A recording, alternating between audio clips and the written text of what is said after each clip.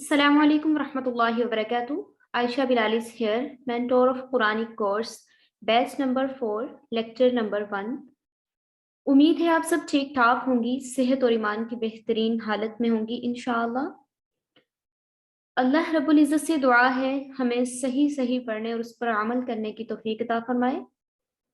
बिस्मिल्लाहिर्रहमानिर्रहीम। रब्बी शरह ली सदरी वयस्सिर ली अमरी वहलुल उक़दतम मिन लिसानी यफ़क़हू क़ौली। अलिफ लाम मीम हरूफ मुक़त्तिआत सूरतुल आले इमरान मदीना में नाजिल हुई और इसकी 89वीं ये सूरत है जो कि मदीना में नाजिल हुई थी और इसकी आयात जो हैं वो 200 इसकी आयात हैं, 20 इसके रकूं हैं। अलिफ लाम मीम हरूफ मुक़त्तिआत जुदा जुदा कटे हुए हरूफ, जैसा कि इसकी तशरीह और डिटेल पहले से गुजर चुकी है और आपको बताई जा चुकी है कि इनका बैकग्राउंड कैसे है। ऐसे हरूफ जिनके रमूज का इल्म, जिनके इसरार का इल्म अल्लाह रब्बुल इज़्ज़त के सिवा किसी दूसरे को नहीं। बाज़ अंबिया अलैहिस्सलातु वस्सलाम और बाज़ मुफस्सिरीन के नज़दीक इन अल्फाज या इन हरूफ मुक़त्तिआत जो हैं इनका मतलब अल्लाह रब्बुल इज़्ज़त ने मोहम्मद अरबी सल्लल्लाहु अलैहि वसल्लम को दिया था, लेकिन आप सल्लल्लाहु अलैहि वसल्लम ने उम्मत तक नहीं दिया। लेकिन बहुत सारी रवायात इनसे मनकूल हैं कि इनके राज को पोशीदा रखना था और इसकी तफ्तीश में पढ़ने की ज़रूरत नहीं है। और यहाँ पे बात की जा रही है अल्लाहु ला इलाहा इल्लाहु, अल्लाह वो है, नहीं है, ला नहीं है, इलाहा कोई माबूद, इल्ला सिवाय हुआ उसके। अल्लाह कौन है? अल्लाह वो है जिसका कोई माबूद नहीं है, इसके सिवा कोई माबूद नहीं है। अल्लाहु ला इलाहा इल्लाहु, अल्लाह वो है जिसके सिवा कोई माबूद नहीं है। अल हय्यु, जो कि जिंदा है। कय्यूम, थामने वाला, संभालने वाला, सहारा देने वाला, पकड़ने वाला है। कय्यूम थामने वाला है, सहारा देने वाला है। इन आयात में बनी नजरान के जो असाई थे उनके लिए इसके बैकग्राउंड जो है इसकी शान नज़ूल इस तरह से है कि उन लोगों को ये जवाब दिया गया था कि वो बात क्या करते थे रसूलुल्लाह सल्लल्लाहु अलैहि वसल्लम से कि माअज़ल्लाह हज़रत ईसा अलैहिस्सलातु वस्सलाम जो हैं वो अल्लाह ताला के बेटे हैं। और इस तरह से जो भी उनके 3 अकीदे थे। पहला अकीदा उनका ये था कि अल्लाह 3 है, माअज़ल्लाह। सलीस का अकीदा कि खुदा 3 है। और फिर इसके बाद क्योंकि वो 3 किस-किस को बोलते थे? एक हज़रत ईसा, रूहुल कुदुस, तीनों को मिलाकर ईसा, रूहुल कुदुस और जो अल्लाह के तीनों को मिलाकर अल्लाह बनता है, माअज़ल्लाह। फिर इन्होंने कहा था कि दूसरी जो है सलीस का अकीदा उसमें कि एक वो खुदा है जो कि इंसान की शक्ल में ज़मीन पर आया है, तीसरा वो अल्लाह ताला का बेटा। मीन्स कि इस तरीके से उन्होंने बनाया हुआ था कि अल्लाह कौन है, एक अल्लाह जो ऊपर है, एक माज़अल्लाह जो हज़रत ईसा अलैहिस्सलातु वस्सलाम इंसान की शक्ल में आए हैं, एक वो है। और फिर हज़रत ईसा अलैहिस्सलातु वस्सलाम को ये कहते थे कि ये अब ऊपर चले गए हैं। और हज़रत मरियम अलैहिस्सलातु वस्सलाम को भी अल्लाह ताला का दर्जा दिया करते थे। ताबे अकील अपना कैमरा स्विच कीजिए, आपका कैमरा ऑन है। ठीक है। और इसलिए यहाँ पे असाइनों को बताया गया कि आपका ये जो अकीदा है ना 3 वाला, सलीस वाला, इसको बातिल करार दिया गया है। अल्लाहु ला इलाहा इल्लाहु से पहला अकीदा उनका बातिल हो गया कि अल्लाह वो है जिसके सिवा कोई भी इबादत के लायक नहीं। वो जिंदा जावेद है, वो सबको संभालने वाला है, वो सबको थामने वाला है। कय्यूम, कय्यूम वो कौन है जो कि दूसरों को संभालने वाला है और उसका कोई मुहताज नहीं। हजरत मरियम अलैहिस्सलातु वस्सलाम के बतन से हजरत ईसा अलैहिस्सलातु वस्सलाम पैदा हुए। गोया वो अपनी पैदाइश में अपनी माँ के मुहताज हुए। ठीक है। और हजरत ईसा अलैहिस्सलातु वस्सलाम को फना भी है, वो कय्यूम नहीं हो सकते। वो अल्लाह जो है वो कय्यूम है, वही सहारा देने वाला है, वो किसी का सहारा लेने वाला नहीं है, वो किसी का मुहताज नहीं है। लेकिन उनकी बर्थ हुई हजरत ईसा अलैहिस्सलातु वस्सलाम की, वो अपनी मदर के मुहताज हुए। لہٰذا وہ خدا کیسے ہو سکتے ہیں؟ اللہ تعالیٰ اپنی صفت حیو اور قیوم بتلا کر اللہ تعالیٰ نے عقل سے ایک دلیل، ہماری دلیل کی طرف، ہماری عقل کی طرف اشارہ کیا ہے کہ جو ازلن بھی ہے اور ابدن بھی ہے، مینس کہ ہمیشہ سے ہے اور ہمیشہ رہے گا، اور اللہ ہی ہے جو کہ دوسروں کی حفاظت فرمانے والا، پرورش کرنے والا، عزت دینے والا، بندگی اور عبادت اسی کی ہم کرتے ہیں، اور اللہ ہی ہے جس کو چاہے عزت نصیب کر دے، جس کو چاہے اس کی عزت کو غارت کر دے، اور اللہ ہی ہے جو ہر نقص اور عیب سے پاک ہے، وہ تا حیات ہے، باقی رہ جانے والا ہے، دوسروں کا محتاج نہیں ہے، اور اسی لیے یہاں پہ فرمایا گیا ہے الحی القیوم، وہ زندہ جاوید ہے، ساری چیزوں کو سنبھالنے والا ہے، وہ وحدہ لا شریک ہے، اس کے ساتھ اس کی ذات میں، اس کی صفات میں کوئی شریک نہیں، کوئی شامل نہیں۔ نزل نزلہ نازل کیا گیا، اتارا گیا، علیک کتاب آپ پر کتاب، نزل علیک الکتاب آپ پر اتاری گئی کتاب، بالحق کی تصدیق کرنے والی، آپ صلی اللہ علیہ وآلہ وسلم پر کتاب جو نازل کی گئی وہ تصدیق کرنے والی ہے، مصدقا لما، جو کہ تصدیق کرتی ہے، لما جو کہ بینہ یدیہ اس سے پہلے تھا، وانزلہ اور اتارا، التوراۃ تورات کو، والانجیل اور انجیل کو، اور ہم نے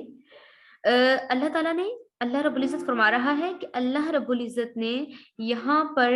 قرآن بھیجا، اور وہ تصدیق کرتا ہے ان کتابوں کی بھی جو کہ اس سے پہلے ہو چکی ہیں، جیسے کہ تورات اور انجیل جو کہ پہلے ہو چکی ہیں، من قبل اس سے پہلے، ہدن ہدایت ہے، للناس لوگوں کے لیے، وانزلہ اور اتارا، فرقان جدا جدا کرنے والے احکامات، اور یہ اللہ رب العزت نے آپ صلی اللہ علیہ وآلہ وسلم پر کتاب برحق کو نازل فرمایا، جو کہ تصدیق کرتی ہے اپنے سے پہلے آنے والی کتابوں کی بھی، جو ایک کتاب وہ تورات جو کہ حضرت موسیٰ علیہ الصلوۃ والسلام پر اتاری گئی، اور ایک کتاب وہ جو کہ حضرت عیسیٰ علیہ الصلوۃ والسلام پر اتاری گئی جو کہ انجیل ہے، اور اس سے پہلے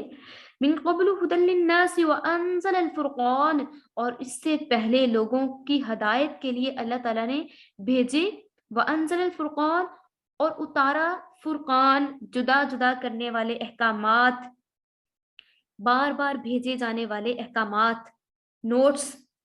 جیسے کہ آپ کو بتایا گیا تھا کہ صحیفے تھے وہ نوٹس ٹائپ ہوا کرتے تھے، جیسے کہ حضرت داؤد علیہ السلام پہ بھی صحیفے اترے تھے، ٹھیک ہے، اسی طریقے سے صحیفے جو تھے وہ نوٹس کی صورت ہوا کرتے تھے۔ اب یہاں پہ ان آیات میں ارشاد فرمایا جا رہا ہے، اے نبی صلی اللہ علیہ وآلہ وسلم، اللہ تعالیٰ نے آپ کے پاس قرآن بھیجا ہے اس کیفیت کے ساتھ کہ وہ تصدیق کرتا ہے ان آسمانی کتابوں کی جو اس سے پہلے نازل ہو چکی ہیں، اور اسی طرح اللہ رب العزت نے تورات اور انجیل کو لوگوں کی ہدایت کے لیے انبیاء علیہ الصلوۃ والسلام کے توسط سے بھیجا تھا، اور بہت سارے معجزات انبیاء علیہ الصلوۃ والسلام کو دے کر بھیجے، اور معجزات جو تھے انبیاء علیہ الصلوۃ والسلام لوگوں کو دکھاتے اور انہیں اللہ رب العزت کی طرف بلاتے، اور اللہ رب العزت بتاتے کہ اللہ ایک ہے، الہ ہے، وہی معبود ہے، اسی کی عبادت کی جائے گی، اسی سے مانگا جائے گا، ہر نفع اور نقصان اللہ ہی کی طرف سے ہے، اگر کسی کا کوئی نقصان ہوا ہے وہ اللہ کی طرف سے ہے، وہ کوئی آزمائش ہو سکتی ہے، اگر کسی کو عطا کیا جا رہا ہے وہ بھی اللہ ہی کی طرف سے ہے، جس نے جدا جدا کرنے والے احکامات نازل فرما دیے، جس نے قرآن کو نازل کیا، قرآن نزل علیک، نزل تنزیل، یعنی یہ لفظ قرآن پاک کے لیے قرآن کریم میں کثرت سے آیا ہے، تنزیل کے معنی ہے الگ الگ پارٹس میں، ٹھیک ہے، ٹکڑے ٹکڑے نازل ہو کر ہونے والی تخلیق یا تخیل،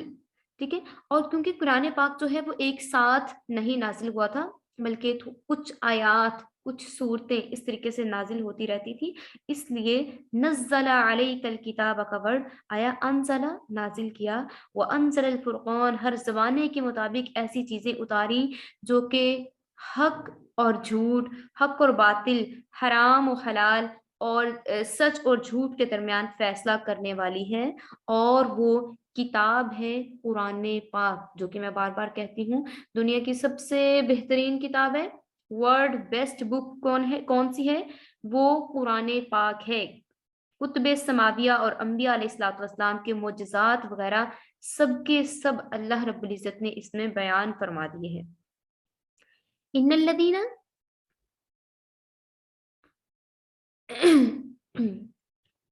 من قبل، اس سے پہلے، ہدن ہدایت ہے، للناس لوگوں کے لیے، وانزل الفرقان اور جدا جدا کرنے والے احکامات۔ ان الذین، بے شک جن لوگوں نے، کفروا انکار کیا، بآیات اللہ اللہ تعالیٰ کی آیات کا، لہم عذاب شدید ان کے لیے دردناک عذاب ہوگا، واللہ اور اللہ، عزیز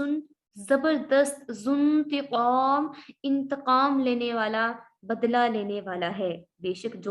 جن لوگوں نے، اور اللہ تعالیٰ نے اس سے پہلے بھی، جیسے کہ آیت کے فرسٹ پارٹ میں ذکر ہوا کہ اللہ تعالیٰ نے اس سے پہلے بھی لوگوں کی ہدایت کے لیے بہت ساری کتابیں بھیجی اور بہت سارے معجزات بھیجے انبیاء علیہ الصلوۃ والسلام کے ذریعے سے، لیکن جن لوگوں نے انکار کیا، کفروا انکار کیا، اللہ تعالیٰ کی آیات کو جھٹلا دیا، تو اللہ تعالیٰ کے پاس ان کے لیے سخت عذاب ہے، اور اللہ تعالیٰ زبردست انتقام لینے والا ہے۔ اللہ تعالیٰ زبردست انتقام لینے والا ہے، جیسے کہ آپ کو بتایا گیا تھا حضرت موسیٰ علیہ الصلوۃ والسلام کے بارے میں، کہ جب ان کی قوم نے، بنی اسرائیل نے کہا کہ موسیٰ علیہ الصلوۃ والسلام سے کہ آپ اپنے رب سے کہیے ہمارے لیے ایک کتاب نازل کر دیں، ایک کتاب اتار دیں، تاکہ ہمیں تمام کے تمام احکامات کا پتہ چل جائے، ہمیں پتہ چل جائے کہ ہم نے کیا کیا کام کرنے ہیں اور کن کن کاموں سے ہم نے باز رہنا ہے۔ جب حضرت موسیٰ علیہ الصلوۃ والسلام کتاب تورات لے کے آ گئے اللہ تعالیٰ کی طرف سے، پہلے تو انہوں نے نافرمانی کی کہ حضرت موسیٰ علیہ الصلوۃ والسلام کے جانے کے بعد انہوں نے بچڑے کو معبود بنا لیا۔ اس کے بعد پھر ان لوگوں کو جب وہ لوگ ختم کر دیے گئے، وہ قصہ ختم ہو گیا، تو ان سے کہا کہ اب یہ جو کتاب آپ کے پاس آ گئی ہے اس کے احکامات پہ آپ نے عمل کرنا ہے۔ انہوں نے کہا یہ تو بہت مشکل ہے، ہم اس پہ عمل نہیں کریں گے۔ جیسے کہ ان سے کہا گیا تھا فی السبت، ہفتے کے دن آپ نے شکار نہیں کرنا، ہفتے کے دن آپ نے مچھلیاں نہیں پکڑنی، تو ان لوگوں نے انکار کیا۔ ان الذین کفروا بآیات اللہ، ان لوگوں نے اللہ تعالیٰ کی آیات کا انکار کیا، مینز کہ جو کتاب ان کے لیے لائی گئی تھی اس کو جھٹلایا، تو اللہ تعالیٰ نے کیا کیا؟ ان پہ سخت عذاب نازل کیا۔ اور اسی طرح سے کہ جو اللہ تعالیٰ کی آیات کا انکار کرے گا، ہر زمانے کے لیے، یہ اس زمانے کے لیے بھی تھا کہ اللہ تعالیٰ کے احکامات جو تھے ان کو جھٹلایا جا رہا ہے، تو اللہ تعالیٰ نے ان پہ عذاب نازل فرمایا تھا۔ اللہ تعالیٰ نے ان کے سروں پہ پتھر معلق کر دیے تھے اور کہا تھا کہ اگر آپ ان احکامات کو نہیں مانیں گے تو یہ پتھر جو ہیں یہ آپ کے سروں پہ مار دیے جائیں گے۔ اور اس کے علاوہ بہت سارے دردناک عذاب جیسے کہ آپ کو پہلے بھی بیان کیے جا چکے ہیں سورۃ البقرہ میں، ٹھیک ہے۔ تو یہاں پہ یہی بات کی جا رہی ہے کہ جو لوگ اللہ تعالیٰ کی آیات کا انکار کریں گے، آیات کو جھٹلائیں گے، سب سے بڑی بات، سب سے، اب اگزامپل یہاں پہ آ گئی ہے تو آپ کے ساتھ ڈسکس کرتی چلوں۔ اللہ تعالیٰ کی آیات کا انکار کس طرح سے؟ جیسے کہ پردے کے بارے میں آیات نازل ہوئی ہیں سورہ نور میں، تو پھر بھی کچھ لوگ کہتے ہیں کہ نہیں، پردہ تو چہرے کا نہیں ہے، حالانکہ کہا گیا تھا کہ آپ ڈھانپ لیجئے، خود کو اچھے طریقے سے کور کر لیجئے، اور پردے کا حکم بتا دیا گیا تھا واضح طریقے سے کہ آپ اپنی اوڑھنیوں سے خود کو ڈھانپ لیجئے۔ اس میں نہ تو برقعے کا ذکر تھا نہ چادر کا ذکر تھا، یہ تھا کہ آپ اپنے اوڑھنی سے چاروں طرف سے خود کو کور کر لینا ہے۔ یہ بھی ضروری نہیں ہے کہ آپ نے برقع ہی پہننا ہے، یہ کور کرنا ہے وہ آپ کسی بھی طریقے سے کر لیں، آپ شال لے لیں، آپ حجاب لے لیں، آپ عبایا پہن لیں، کچھ بھی کر لیں۔ لیکن جو لوگ دلائل دیتے ہیں مسلمان ہونے کے باوجود، بہت سے لوگ آپ کو ایسے ملیں گے مسلمان ہونے کے باوجود اتنے ان کے پاس دلائل ہوں گے، سب سے پہلی دلیل ان کے پاس یہ ہوگی کہ پردہ تو آنکھوں کا ہوتا ہے، پردہ تو آنکھوں کا ہوتا ہے۔ اگر آپ کسی سے کہیں نا کہ آپ خود کو ڈھانپ لیجئے یا پردہ کر لیجئے یا نقاب کر لیجئے، سب سے پہلے آپ کو یہ جواب آئے گا کہ پردہ تو آنکھوں کا ہوتا ہے، حیا آنکھوں میں ہوتی ہے۔ اب بندہ ان سے یہ سوال کرے معاذ اللہ، کیا صحابیات کرام رضوان اللہ علیہم اجمعین کی آنکھوں میں حیا نہیں تھی؟ معاذ اللہ، اتنی بڑی بات ہم کہہ نہیں سکتے۔ ان پر بھی اللہ تعالیٰ کی طرف سے حکم نازل ہوا تھا کہ آپ نے پردہ کرنا ہے۔ ٹھیک ہے، اور مردوں کو نظریں جھکانے کا حکم ہوا تھا. تو اتنی جتنی حیا ان ہماری بیویوں کے اندر تھی، اتنی حیا تو ہمارے کسی کے ان کی ایک چھوٹی سی، ہم کہہ لیں کہ ایک چھوٹی سی مقدار بھی اتنی حیا ہمارے اندر نہیں ہو سکتی. اللہ تعالیٰ ہمیں بھی حیا والا، ایمان والا بنائے. لیکن خود سے ہم نے دلائل بنا لیے ہیں، آنکھوں میں حیا ہونی چاہیے. اللہ تعالیٰ کی آیات کا انکار کرتے ہیں جو لوگ، ان الذین کفروا بآیات اللہ لہم عذاب شدید، ان کے لیے سخت عذاب ہے. واللہ عزیز ذو انتقام، اور اللہ تعالی زبردست انتقام لینے والا ہے. ان اللہ، بے شک اللہ تعالی، لا یخفی، بے شک اللہ تعالی سے، لا نہیں، یخفا چھپا ہوا، کوئی چیز چھپی ہوئی، علیہ اس سے، شیء کوئی چیز، فی الارض زمین میں، ولا اور نہ فی السماء آسمان میں، ولا فی السماء اور نہ ہی آسمان میں. اللہ کون ہے؟ بے شک اللہ وہ ہے جس سے نہ تو کوئی چیز مخفی ہے، چھپی ہوئی نہیں ہے، نہ تو زمین میں ہے اور نہ ہی آسمان میں ہے. ہم جہاں چلے جائیں، اندھیرے کمرے میں چلے جائیں، چھپ جائیں، کسی ایسی جگہ پہ خود کو بند کر لیں اور کہیں یہاں پہ ہم وہ کام کرتے ہیں جو ہم نے لوگوں کے سامنے نہیں کرنا، آپ کہاں تک چھپ سکیں گے؟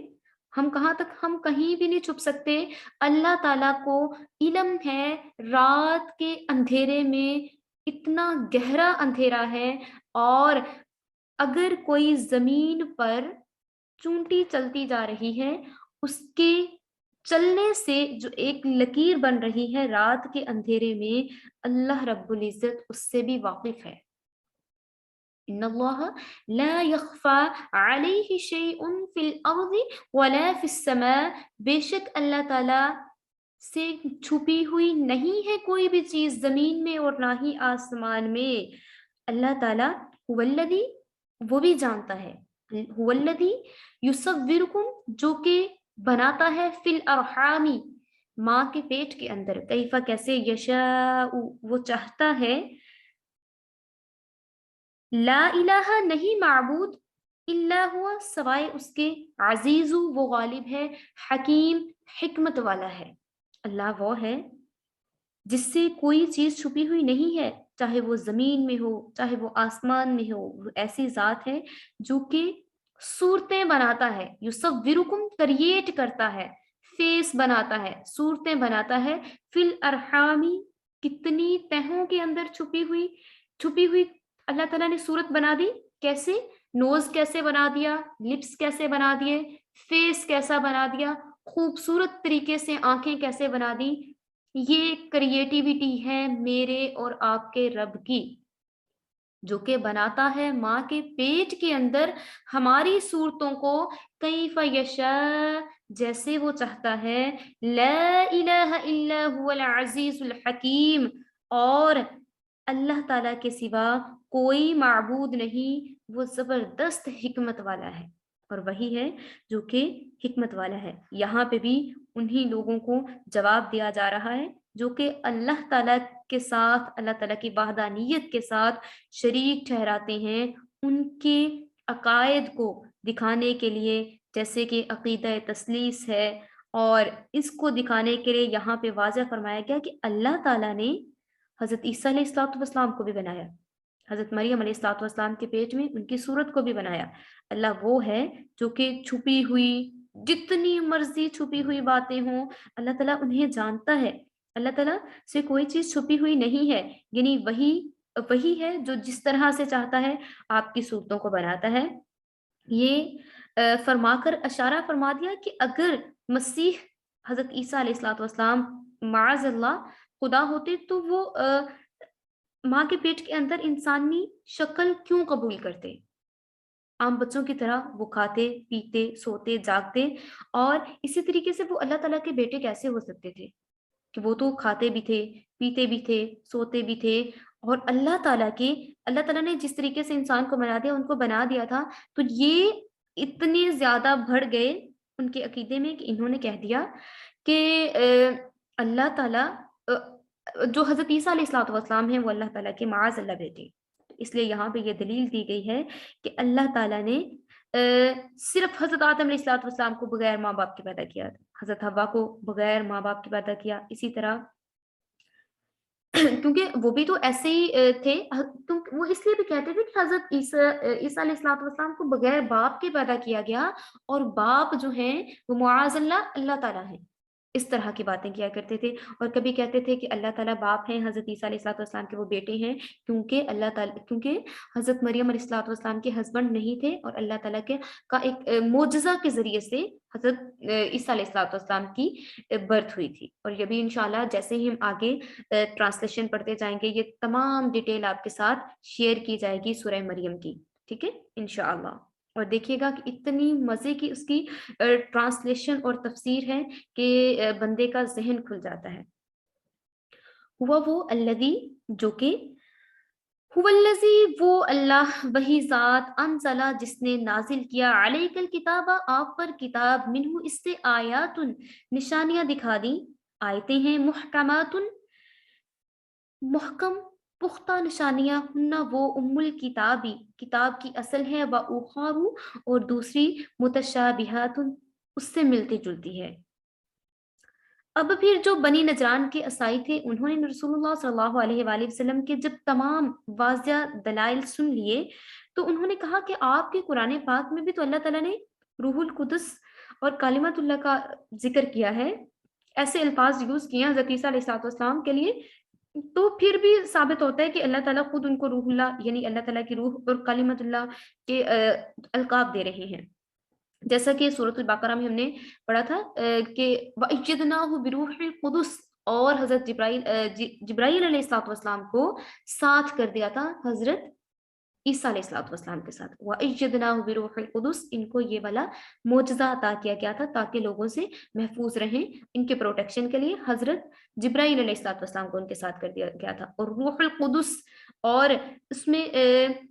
کلمت اللہ، اس لیے انہوں نے کہا کہ جب آپ کے قرآن میں اس طرح کی باتیں کی گئی ہیں تو یہ ثابت ہونا چاہیے کہ اللہ تعالیٰ کا بیٹا حضرت عیسیٰ علیہ السلام ہے، معاذ اللہ۔ تو یہاں پر یہ بات کی جا رہی ہے، هو الذی انزل علیک الکتاب منہ آیات محکمات، اللہ وہ ہے جس نے نازل کیا آپ پر کتاب کو نازل کیا، اور کتاب ایسی ہے جس میں پختہ آیات ہیں، اور آیات ایسی بھی ہیں کہ آپ ملتی جلتی ہیں، وَأُخَرَ مُتَشَابِهَاتٍ، اور یہ ایک دوسرے سے ملتی جلتی ہیں، ایک ہی مطلب کے بہت سارے مفہوم نکلتے ہیں، جیسے کہ ہم نے ڈسکس کیا تھا رائنا کا ورڈ، یہودی عبرانی زبان میں کیا کہتے تھے رائنا کو، اور عربی زبان میں رائنا کا مطلب کیا تھا، ٹھیک ہے۔ عربی زبان میں رائنا کا مطلب یہ تھا، سنیے، جیسے کہ ہم کہتے ہیں ایکسکیوز می، یا ہم کہتے ہیں رائنا کہ اٹینشن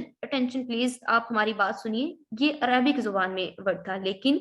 جو یہودی جس عبرانی زبان میں اس کا ذکر کیا کرتے تھے، اس میں رائنا کا مطلب یہ تھا چرواہا معاذ اللہ، اور یا پھر بے وقوف، اس لیے وہ یوز کیا کرتے تھے، ٹھیک ہے۔ تو یہاں پہ یہ بات کی جا رہی ہے کہ ایک ہی طرح کی بات کے مختلف پہلو نکلتے ہیں، مطلب نکلتے ہیں، اور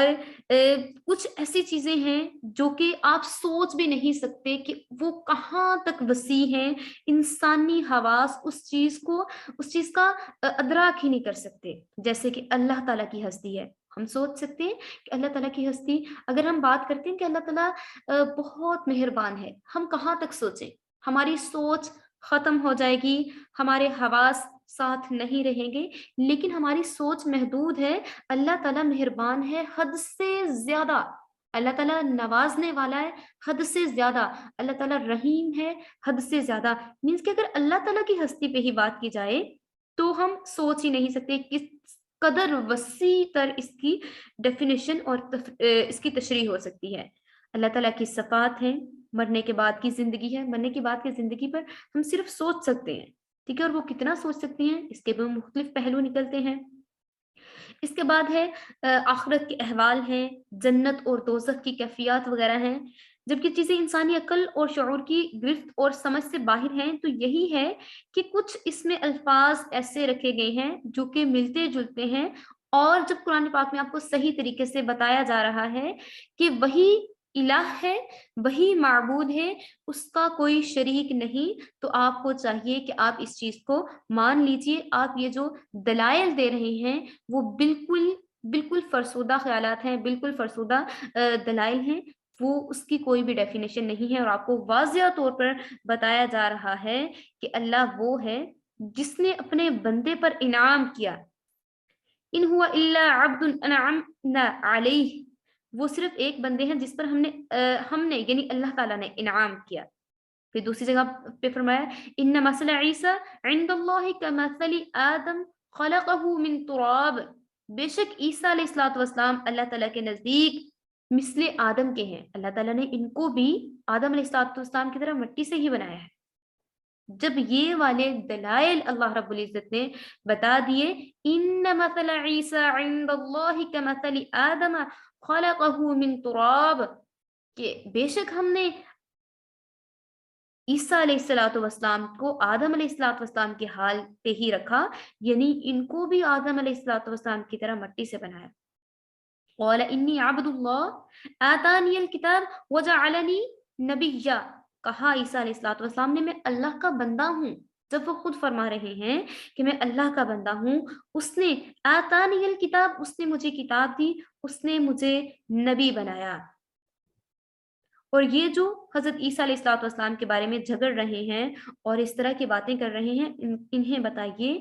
کہ یہ ان کی بات کرنے کی کوئی دلیل نہیں ہے کہ وہ اس طرح کے دلائل لے کے آ جائیں، ان کے دلائل، اور نہ ہی اگر وہ سمجھنا نہیں چاہتے، وہ ایمان لے کے نہیں آنا چاہتے، تو ان کی سمجھ میں کبھی بھی یہ باتیں نہیں آئیں گی۔ فَأَمَّا الَّذِينَ، فَأَمَّا پس جو، الَّذِينَ جو لوگ، فی قلوبہم جن کے دلوں میں زیغن بیماری تھی، فیتبعون سو وہ پیروی کرتے ہیں، ما تشابہ مشابہات کی، جو چیز ڈاؤٹ فل ہوتی ہے وہ ان چیزوں کے پیچھے پڑ جاتے ہیں۔ جن لوگوں کے دلوں میں بیماری ہوتی ہے، جن کے دل ٹیڑے ہو چکے ہیں، ایمان والے نہیں ہیں، وہ صحیح کی بجائے، صحیح پوائنٹ پکڑنے کی بجائے وہ غلط پوائنٹ پکڑ لیتے ہیں اور اس کی طرف چلنا شروع ہو جاتے ہیں۔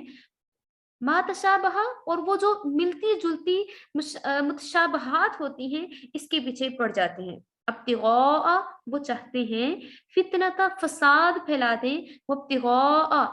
اور ڈھونڈنا، تأویلہ ہی اس کا مطلب، وما اور نہیں، یعلم جانتا، تأویلہ اس کا مطلب، الا اللہ سوائے اللہ کے کوئی اس کا مطلب نہیں جانتا۔ اب یہاں پہ میم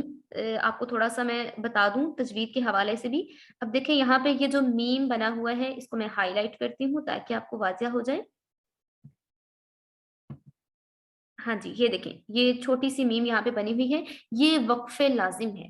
ٹھیک ہے؟ جب آپ تلاوت کرتے ہوئے آ رہے ہیں اور یہاں پہ اگر آپ سٹاپ نہیں کریں گی تو آپ کو اس کا گناہ ہوگا، آیت کا ٹوٹلی میننگ چینج ہو جائے گا، ٹھیک ہے؟ وما یعلم، اور نہیں جانتا، تأویلہ اس کا مطلب، الا اللہ سوائے اللہ کے۔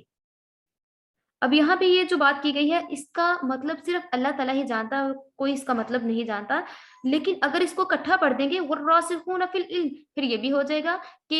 یہ تو علم والے بھی جانتے ہیں، ٹھیک ہے؟ اس لیے یہاں پہ یہ جو ایک جیم ہے، یہاں پہ وقف کرنا جائز ہے، اور اگر وقف ہم نہیں کریں گے تو اس کا گناہ نہیں ہوگا، لیکن اگر یہاں پہ ہم وقف نہیں کریں گے، میم کے جگہ پہ وقف لازم ہے،